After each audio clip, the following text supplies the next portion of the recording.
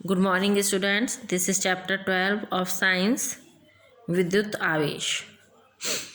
विद्युत के बिना, विद्युत समझते हैं बिजली, ठीक है। विद्युत के बिना हम जीवन की कल्पना भी नहीं कर सकते। विद्युत के बिना हमारा जीवन नीरस एवं परेशानी भरा हो जाएगा।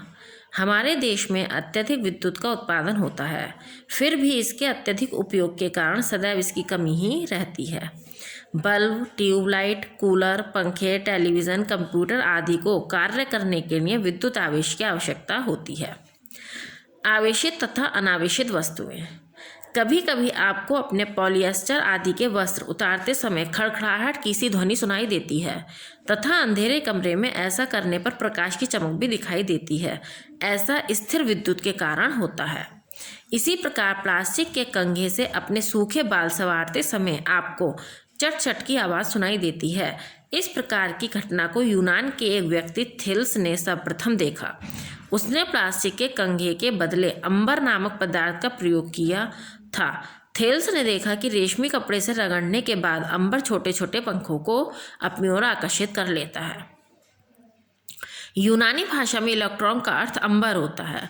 इलेक्ट्रॉन शब्द से ही इलेक्ट्रिसिटी शब्द निकाला गया, ठीक है। बिजली को हम इंग्लिश में क्या कहते हैं? इलेक्ट्रिसिटी, यानी विद्युत को। और अंबर जो है, अंबर का अर्थ क्या है?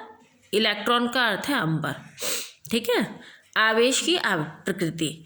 दो वस्तुओं को परस्पर आपस में रगड़ने से उनमें एक विचित्र शक्ति उत्पन्न हो जाती है। इस शक्ति को विद्युत आकर्षण बल कहते हैं। जब हम दो वस्तुओं को आपस में रगड़ेंगे तो उनमें एक बल, एक शक्ति उत्पन्न होती है जिसे हम विद्युत आकर्षण बल कहते हैं। परंतु इस प्रकार रगड़ने से सभी वस्तुओं को आवेशित नहीं किया जा सकता। आवेशित की गई वस्तुएं भी अलग अलग सीमा तक ही आवेशित हो सकती हैं। जो पदार्थ रगड़ने से आवेशित हो जाते हैं उन्हें आवेशित पदार्थ कहा जाता है। जैसे ऊनी कोट अथवा स्वेटर के साथ रगड़ने से वायु से भरा गुब्बारा आवेशित हो जाता है, ठीक है। यानी कहने का मतलब यह है कि रगड़ने से प्रत्येक वस्तु आवेशित नहीं होगी, कुछ वस्तुएं होती हैं, उन्हें क्या कहते हैं? हम आवेशित पदार्थ कहलाते हैं। वो जो पदार्थ सरलता से आवेशित नहीं किए जा सकते उन्हें अनावेशित पदार्थ कहा जाता है। मतलब जिनको जो है हम थोड़ा बहुत रगड़ने पर वो आसानी से आवेशित नहीं होंगे, उन्हें अनावेशित पदार्थ कहेंगे। विद्युत आवेशित वस्तुएं परस्पर एक दूसरे को आकर्षित अथवा प्रतिकर्षित कर सकती हैं। अतः विद्युत आवेश को दो प्रमुख वर्गों में विभाजित किया जा सकता है, धनात्मक आवेश तथा ऋणात्मक आवेश, ठीक है। तो दो प्रकार के आवेश हो गए, धनात्मक और ऋणात्मक। धनात्मक आवेश परंपरानुसार रेशम के साथ रगड़ने पर कांच की छड़ में उत्पन्न विद्युत आवेश को धन आवेश तथा अथवा धनात्मक आवेश कहते हैं। इस आवेश को धन यानी प्लस, ठीक है, प्लस चिन्ह द्वारा प्रदर्शित किया जाता है।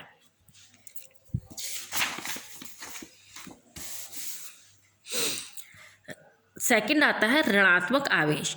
आबूनस की छड़ को ऊन के साथ रगड़ने पर आबनूस की छड़ पर उत्पन्न आवेश को ऋणात्मक आवेश कहते हैं। इस आवेश को माइनस चिन्ह द्वारा प्रदर्शित किया जाता है। समान आवेश सदैव एक दूसरे को प्रतिकर्षित करते हैं। चलिए आगे समझाते हैं। अर्थात एक धनात्मक आवेश दूसरे धनात्मक आवेश को तथा एक ऋणात्मक आवेश दूसरे ऋणात्मक आवेश को प्रतिकर्षित करता है, ठीक है। इधर भी पॉजिटिव है, इधर भी प्लस है, इधर भी प्लस है, तो वो एक दूसरे को दूर करेंगी, वस्तुएं पास में नहीं लाएंगी। इधर प्लस है और इधर माइनस है तो वो दोनों वस्तुएं पास में आएंगी। उदाहरण, प्लास्टिक की एक छड़ के आधे भाग पर फलालैन लपेटकर उसे एक दूसरी छड़ के साथ रगड़िए। अब प्रत्येक छड़ पर आवेश को जांचने के लिए उन्हें कागज के टुकड़ों के पास लाते हैं। हम देखते हैं कि दोनों छड़ कागज के टुकड़ों को अपनी ओर आकर्षित करती हैं। अब इनमें से एक छड़ को धागे की सहायता से स्टैंड में लटकाते हैं और दूसरी छड़ को इसके समीप लाते हैं। हम देखते हैं कि दोनों आवेशित छड़ें एक दूसरे को आकर्षित करती हैं। इससे पता चलता है कि छड़ों पर उत्पन्न विद्युत आवेश एक दूसरे के विपरीत है, यानी एक छड़ पर धनात्मक आवेश है और एक छड़ पर ऋणात्मक आवेश है। देखिए रोचक तथ्य में क्या दिया है। विद्युत आवेश पदार्थ का वह भौतिक गुण है जो इसे विद्युत चुंबकीय क्षेत्र में रखे जाने पर बल का अनुभव करने का कारण बनता है। कि यदि इसे विद्युत चुंबकीय क्षेत्र में रखेंगे तो हमें इस पर बल का अनुभव होगा। वस्तुओं को आवेशित करने की विभिन्न विधियां। फर्स्ट है घर्षण द्वारा आवेशित करना। किसी वस्तु को रेशम अथवा ऊन के साथ रगड़कर आवेशित करने की विधि को घर्षण द्वारा आवेशन की विधि कहते हैं। चालन द्वारा आवेशित करना, अनावेशित वस्तु को किसी आवेशित वस्तु के संपर्क में लाकर भी आवेशित किया जा सकता है। इस विधि को चालन द्वारा आवेशन की विधि कहते हैं।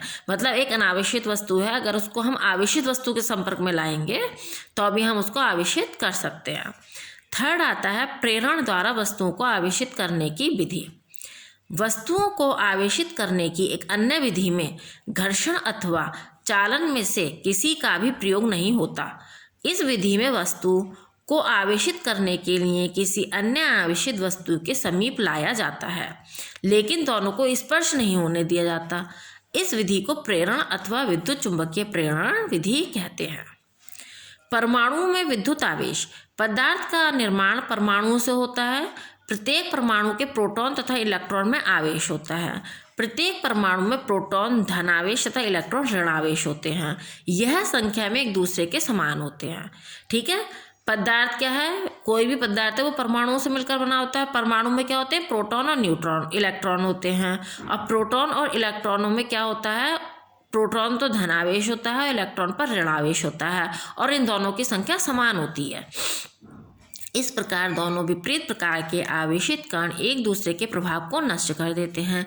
इसी कारण परमाणु स्वभाव में विद्युत उदासीन होता है। किसी भी पदार्थ को रगड़ने से उस पदार्थ के परमाणु रगड़े जाते हैं। इस प्रक्रिया में कुछ भाग ऋणावेशित कण परमाणु में से गति करके निकल जाते हैं तथा बचे हुए पदार्थ में धनावेशित कण अधिक रह जाते हैं। इस प्रकार वह पदार्थ धनावेशित हो जाता है। जिस पदार्थ में इलेक्ट्रॉन अधिक संख्या में होते हैं वह ऋणावेशित हो जाता है। ठीक है। हमने दो पदार्थों को रगड़ा, ठीक है, तो पदार्थों को रगड़ने से क्या होता है, उसके परमाणु रगड़े जाते हैं, और जब उसके परमाणु रगड़े जाएंगे तो उसमें से क्या होता है, ऋण आवेशित कण जो है परमाणु में से निकल जाते हैं बाहर, तो वो जो पदार्थ बचा वो धनावेशित हो जाता है। और जहाँ पर इलेक्ट्रॉन की संख्या अधिक होती है जिस पदार्थ में, वहाँ ऋण आवेशित हो जाता है। विद्युतदर्शी या इलेक्ट्रोस्कोप। विद्युतदर्शी एक ऐसा यंत्र है जिसकी सहायता से छोटे छोटे आवेशों की उपस्थिति सुनिश्चित करने तथा उसकी प्रकृति को जानने के लिए किया जाता है। यह यंत्र बहुत ही संवेदनशील होता है। विद्युतदर्शी का सिद्धांत। इसका सिद्धांत क्या है, प्रायः विद्युतदर्शी में धातु की एक छड़ होती है जिसके एक सिरे पर धातु का गोला होता है। धातु की दो पंक्तियां छड़ के दूसरे सिरे से जुड़ी होती हैं। यह सिरा कांच के एक जाल में होता है। यदि कोई निरावेशित वस्तु विद्युतदर्शी के संपर्क में आती है तो पंक्तियां प्रभावहीन रहती हैं। आवेशित वस्तु के संपर्क में आने पर पत्तियों में विचलन होता है। विद्युतदर्शी भी आवेशित हो जाता है। आवेशित होने की यह विधि चालन द्वारा आवेशित होने की विधि कहलाती है। स्वर्णपत्र विद्युतदर्शी। स्वर्णपत्र विद्युतदर्शी के प्रमुख भाग निम्नलिखित हैं। कांच का बेलजार। कांच के बेलजार के मुंह पर आभूस का एक छिद्रयुक्त कॉर्क लगा दिया जाता है। यह बेलजार स्वर्ण पत्रों को बाहर की हवा के प्रभाव से सुरक्षित रखता है। धातु चक्रिका। विद्युतदर्शी के ऊपरी सिरे पर धातु की गोल चक्रिका होती है जो धातु की एक ऐसी छड़ से जुड़ी होती है जो बेलजार के कॉर्क के छिद्र में से होकर बेलजार के भीतर तक चली जाती है। स्वर्णपत्र। धातु की छड़ के सिरे से दो समान आकार के स्वर्णपत्र लटके रहते हैं। ये सोने के वरक को काटकर बनाए जाते हैं। टिन की पत्तियां।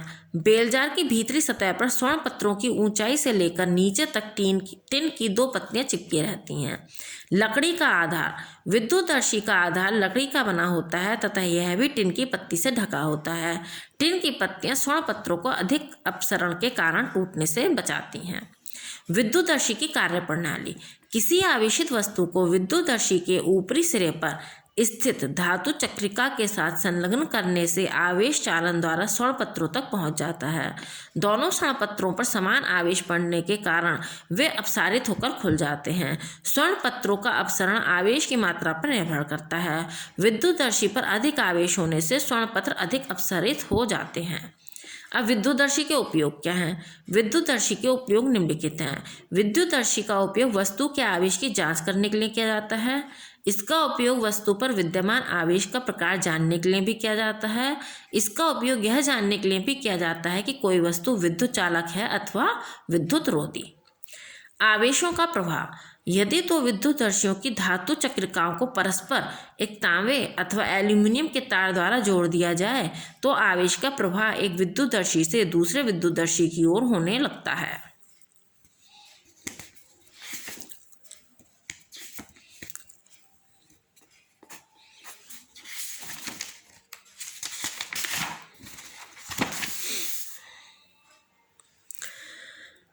किंतु यदि दो विद्युतदर्शियों को तांबे अथवा एल्यूमिनियम के तार के स्थान पर प्लास्टिक की एक छड़ से जोड़ा जाए तो दूसरे विद्युतदर्शी यंत्र के स्वर्ण पत्र अपसारित होकर नहीं खुलते हैं।